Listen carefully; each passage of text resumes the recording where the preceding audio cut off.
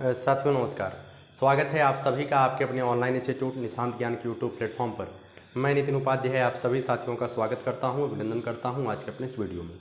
मित्रों, आज के वीडियो का टॉपिक, सबसे पहले इस वीडियो के टॉपिक में मैं बीपीएससी के आगामी संभावनाओं के बारे में बात कर लेता हूँ। बहुत सारा बच्चा हमारा 2021-22 बैच का बच्चा बीपीएससी टीआरई 4 पर जो है बहुत सारे अपडेट्स को लेकर के हमसे मैसेज कर रहे हैं।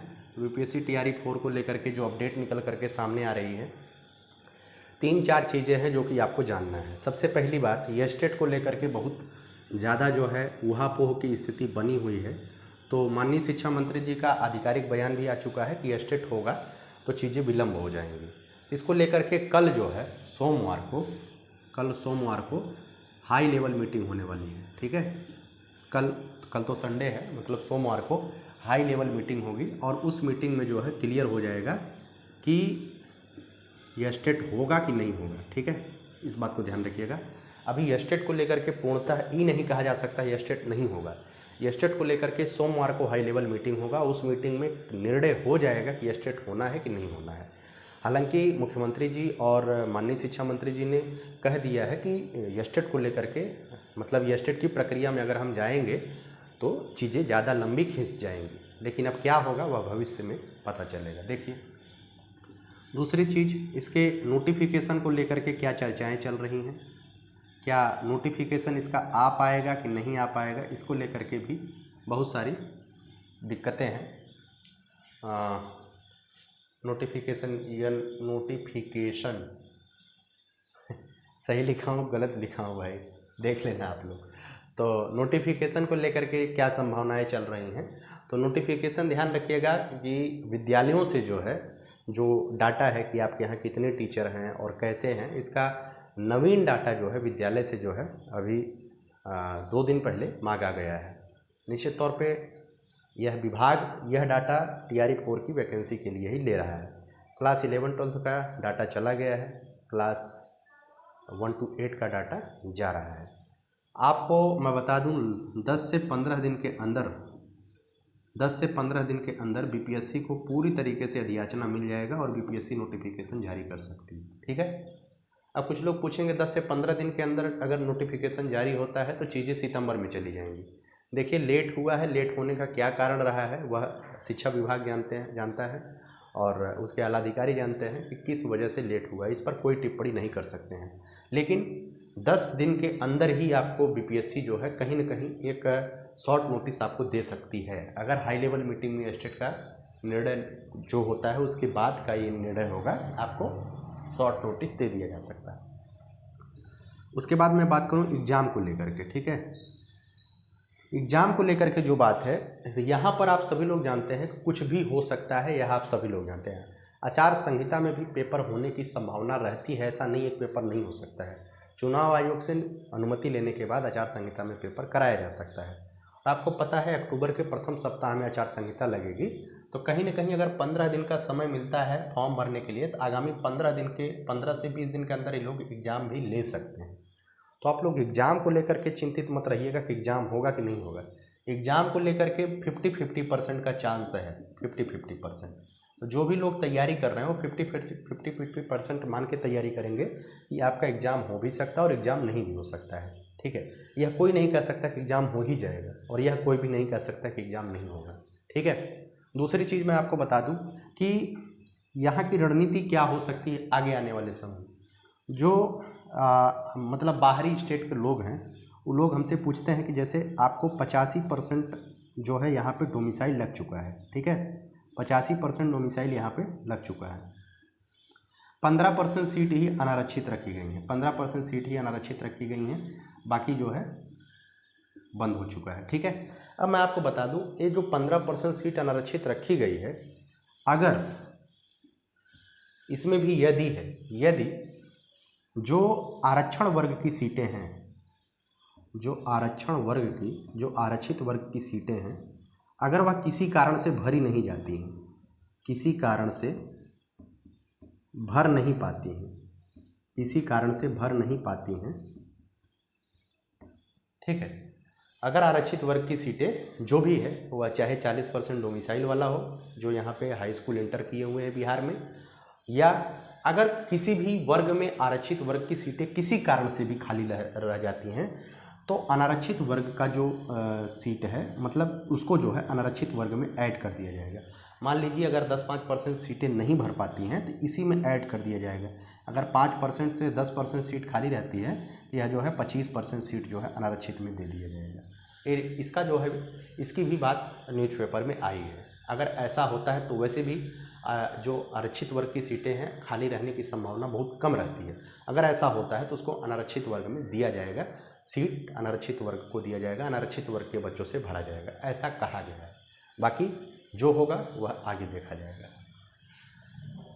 आप लोगों की तैयारी के बारे में बता दूं, ठीक है। जो भी बच्चा तैयारी कर रहा है वो बहुत ज़्यादा डिमोटिवेट है। बहुत सारे लोग जो है पढ़ाई लिखाई छोड़ चुके हैं। जो भी इतने दिनों से तैयारी कर रहे थे इस डोमिसाइल को लेकर के अपने मन में जो है बहुत सारी चिंताएं चलती हैं, इस वजह से उनकी तैयारी में थोड़ी कमी आ गई है। तो मैं आपको बताऊंगा कि तैयारी में अगर आपकी कमी आई है तो आप लोग उसको मतलब उसको छोड़िए नहीं, एक तरीके से एक रफ्तार दिए रहिए।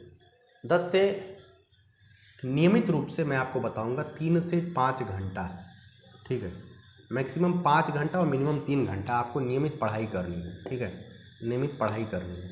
कुछ लोग कहेंगे कि हाँ वह हमें क्या पढ़ना चाहिए। देखिए बहुत सारे लोगों की तैयारी पूरी हो चुकी है, बहुत सारे लोगों की तैयारी पूरी हो चुकी है और बहुत सारे लोग तैयारी शुरू किए हैं। जो तैयारी शुरू किए हैं सबसे पहला काम आप सिलेबस को कंप्लीट करिए। लेकिन जो तैयारी कर चुके हैं उनके पास नोट्स बन गया होगा उनका, मैं कहूँगा कि जो तैयारी पूरी कर चुके हैं वो रिवाइज करें, ठीक है, रिवाइज करिए और छोटी छोटी चीज़ों को भी रिवाइज करिए, है ना, छोटी छोटी चीज़ों को रिवाइज करिए, नहीं तो पेपर थोड़ा सा टफ पड़ेगा। तीसरे मुद्दे पर हम बात कर लेते हैं। जो अदर स्टेट के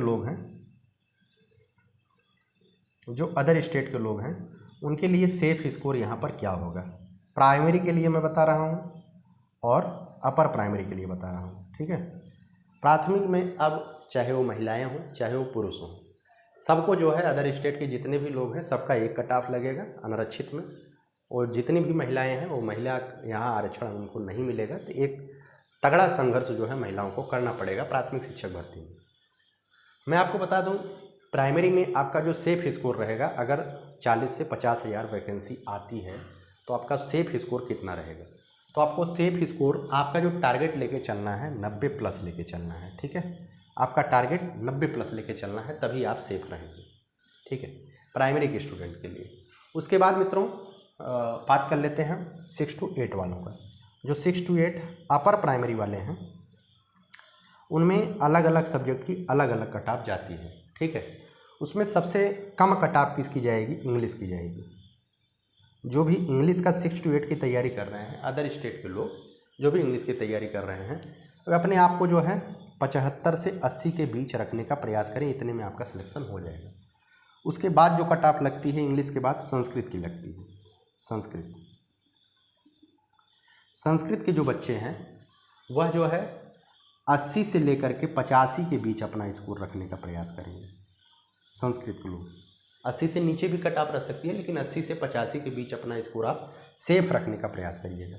सबसे ज़्यादा जो कट ऑफ जाती है वो जाएगी हिंदी की कट ऑफ, और SST सब्जेक्ट की कट ऑफ सबसे ज़्यादा जाएगी, ठीक है।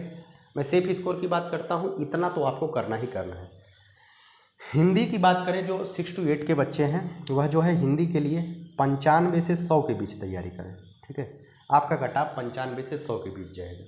जो SST के बच्चे हैं, सोशल साइंस वाले बच्चे हैं, वह भी अपना जो है 97 से 102 की तैयारी करें, ठीक है।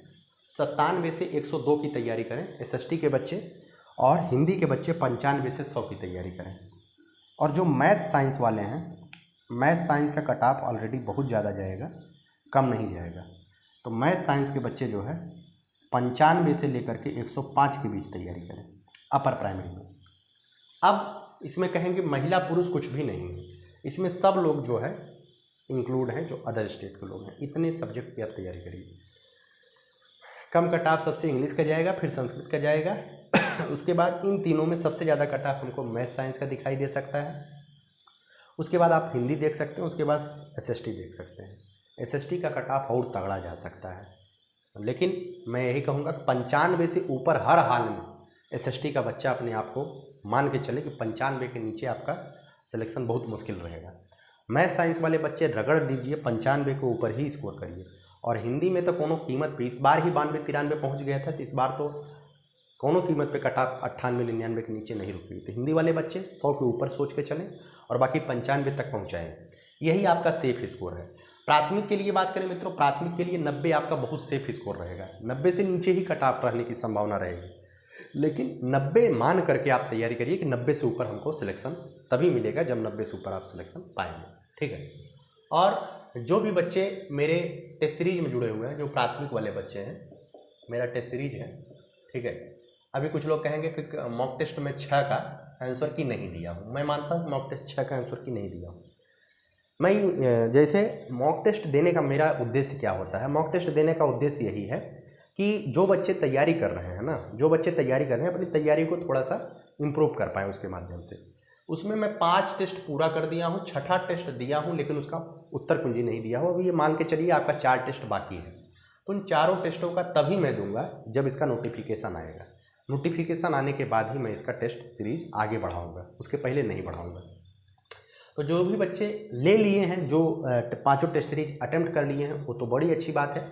अपना आप रिवीजन करिए और 5 टेस्ट सीरीज में जो क्वेश्चन है उसको तो रिवीजन आप करबे करेंगे।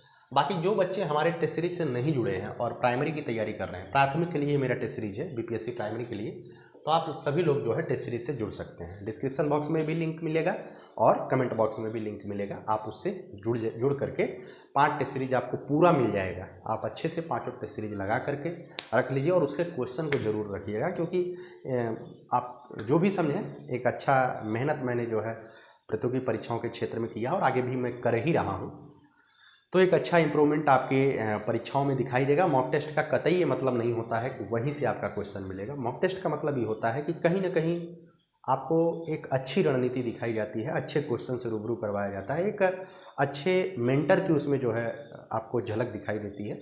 इसी वजह से मॉक टेस्ट जरूरी होता है। तो कैसी लगी यह वीडियो कमेंट बॉक्स में ज़रूर बताइएगा। और आज रक्षाबंधन का त्यौहार है और मैं सभी भाइयों बहनों का आशीर्वाद देता हूं, जो भी मुझसे छोटे होंगे, और बड़ों से भी आशीर्वाद की कामना करूंगा। जो मेरे छोटे होंगे उनको आशीर्वाद दूंगा कि आगामी रक्षाबंधन तक आपके हाथ में सरकारी नौकरी रहे और आप सभी लोग जो है अपने भाई बहन जितने भी हैं, आप जब एक दूसरे से मिलें, अपने प्रेम को बढ़ाएं, तो एक सरकारी नौकरी के साथ रहें, जिससे आपका मान सम्मान प्रतिष्ठा हर एक जगह पे आपकी बढ़ोतरी हो। भगवान करें आप अगले रक्षाबंधन तक जरूर नौकरी पा जाएं, ठीक है। मेरा मानना यही है कि करियर पर फोकस करिए।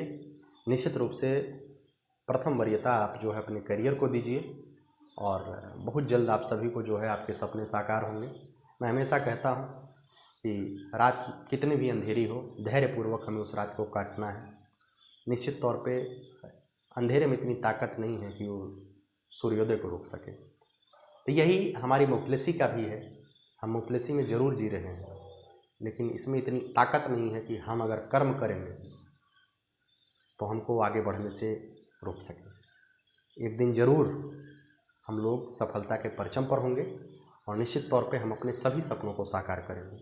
ये तय है, बस साथ मिल कर के काम करने की ज़रूरत है। एक मोटिवेशन की जो ज़रूरत, आप लोग कहते हैं कि सर मोटिवेशन नहीं बन पाता है, 4 दिन पढ़ते हैं 5वें दिन रुक जाता है, तो मोटिवेशन आपके माता पिता से बढ़ के कोई नहीं हो सकता है, ठीक है। जब आप अपने माता पिता के लिए मेहनत करेंगे तो निश्चित तौर पे उनके चेहरे आपको जो है आगे बढ़ने के लिए प्रेरित करते रहेंगे। पिता के कंधे जो है जिम्मेदारियों से झुके हुए हैं। आप अगर 30 साल की उम्र के हो गए हैं तो आपका पहला दायित्व बनता है अपने पिता के कंधे से जिम्मेदारियों को हैंडओवर करके अपने कंधों पर लीजिए और उनको फ्री रखिए, ठीक है। और कुछ लोग कहते हैं कि ये हो नहीं पाता है, होगा, ठीक है। कोई ज़रूरी नहीं है कि सरकारी नौकरी से संभव हो, बहुत सारी चीज़ें हैं जो कि हमको करना होता है। मैं कभी अपने बारे में बताऊंगा कि मैंने भी जो है बहुत पहले से ये सब चीज़ों को करना प्रारंभ किया। सरकारी नौकरी कोई आँख नहीं होता है, हम उससे पहले भी स्ट्रगल कर सकते हैं माता पिता की खुशी के लिए, और करना भी चाहिए।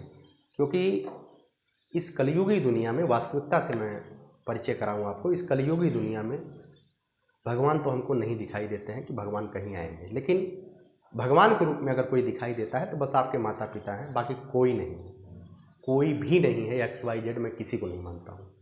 माता पिता के अलावा आपका कोई अपना नहीं है।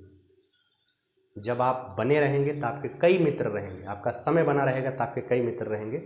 जब आपका समय निश्चित तौर पे खराब चलेगा, आपसे कोई नहीं संबंध रखेगा, कोई भी नहीं। ठीक है।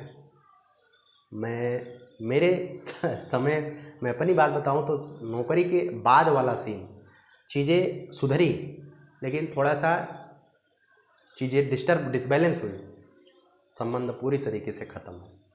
कोई संबंध नहीं रखता है जब तक आप ऊंचाइयों पर नहीं होते हैं। उसी के लिए स्ट्रगल दिन रात चलता है, मेरा भी और आपका भी चलना चाहिए कि जो भी होगा अच्छा होगा। भावुकता से कर्तव्य बड़ा, कर्तव्य निभे बलिदानों से, दीपक जलने की रीत नहीं, छोड़े जलना तूफानों से। इमोशंस नहीं होना है, इमोशनल नहीं होना है, कर्तव्य करते रहिए। जो भी आज आपको जो है मतलब थोड़ा सा हेय दृष्टि से देखते हैं, आने वाले समय में वही सम्मान की दृष्टि से भी देखेंगे। उसमें आपको कुछ नहीं करना है, बस आपको सफल हो जाना है, आपको जो है समाज में एक स्थान बना लेना है, सारी चीज़ें संभव हो जाएंगी। चलिए, उम्मीद करता हूँ बहुत सारी चीज़ें मैंने आपको बताया है। 15-16 मिनट का वीडियो बनाया है। इस वीडियो में यही है कि आप टेस्ट सीरीज को लीजिए, आपका सेफ स्कोर कितना होना चाहिए, नोटिफिकेशन कब तक हो सकता है, एग्ज़ाम कब तक हो सकता है। अगर एग्ज़ाम सरकार बनने के बाद होता है, कुछ लोग कहेंगे कि एग्ज़ाम होबे नहीं करेगा। एग्ज़ाम अगर सरकार बनने के बाद होता तो वह भी जल्दी हो जाएगा, इसका चिंता मत करिए आप लोग। और जो भी होगा सोमवार को हाई लेवल मीटिंग जो होने वाली है उसके बाद ही निष्कर्ष निकलेगा कि आगे क्या हो सकता है। ठीक है। चलिए, बहुत बहुत धन्यवाद वीडियो को देखने के लिए। यही जज्बा रहा तो मुश्किलों का हल भी निकलेगा, जमी बंजर हुई तो क्या वहीं से जल भी निकलेगा। न हो मायूस में घबराए संधेरे से मेरे साथी, इन्हीं रातों के दामन से सुनहरा कल भी निकलेगा। बहुत बहुत धन्यवाद। जय हिंद, जय भारत।